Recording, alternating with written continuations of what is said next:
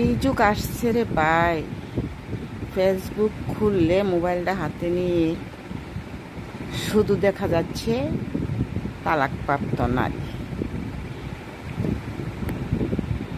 কেন যে এরকম হয়েছে আর কি যুগ আসছে আল্লাহই জানে। এত তালাকের হার বেড়ে গেছে, বেড়ে যাওয়াও তো কারণ আছে। মেয়েরা বিয়ে বসে স্বামীর বাড়িতে এসে দুদিন যাইতে না যাইতেই মনে করে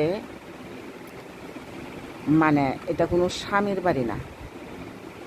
বাবার বাড়িতে তো মেয়েরা কিছু একটা না কিছু একটা কাজ কাম করে, কিন্তু এখানে এসে শ্বশুর বাড়িতে এসে কি করে ওরা শ্বশুর বাড়ি মনে করে ওরে বাবা, মনে হয় এটা মামার বাড়ি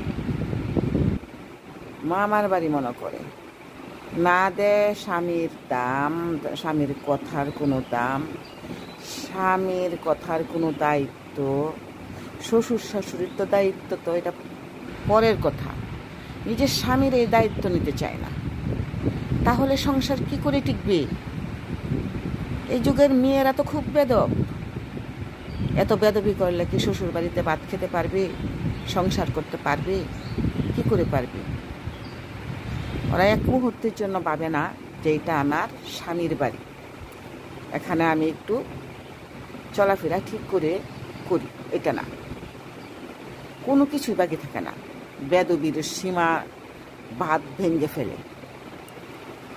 2 দিন না যেতে যেতে মুখ চালু, ব্যবহার খারাপ করে, স্বামীর কথা শুনে না, অবাধ্য, স্বামীর অবাধ্য, কোনো কথা শুনতে রাজি না স্বামীর।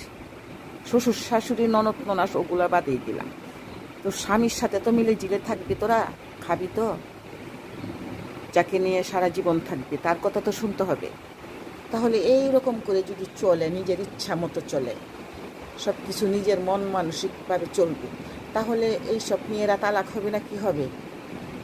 হ্যাঁ, এরা মনে করে মা বাবার কথা মতো আমি তালাক হয়ে 3-4 লাখ টাকা পাবো, 5 লাখ টাকা পাবো, এই টাকা নিলেই মনে হয় ওরা সুখী হয়ে যাবে। কিন্তু সুখী হবে কেমনে? সুখী হয়ে যা, টাকা দেয় কি মানুষে ভালোবাসা পা? টাকা দিয়ে কি জীবন কেটে যা? টাকা আজ আছে কালকে নেই, এটাই হলো মানুষের জীবন। টাকা মানুষে কামা, মানুষে উড়া, এটা ভাবতে হবে। ঠিক আছে? তাহলে এই সব মেয়েরা আল্লাহ বুঝার তৌফিক দান করুক, দোয়া করি, যাতে একবার সংসার ভেঙে গেলে দ্বিতীয়বার আর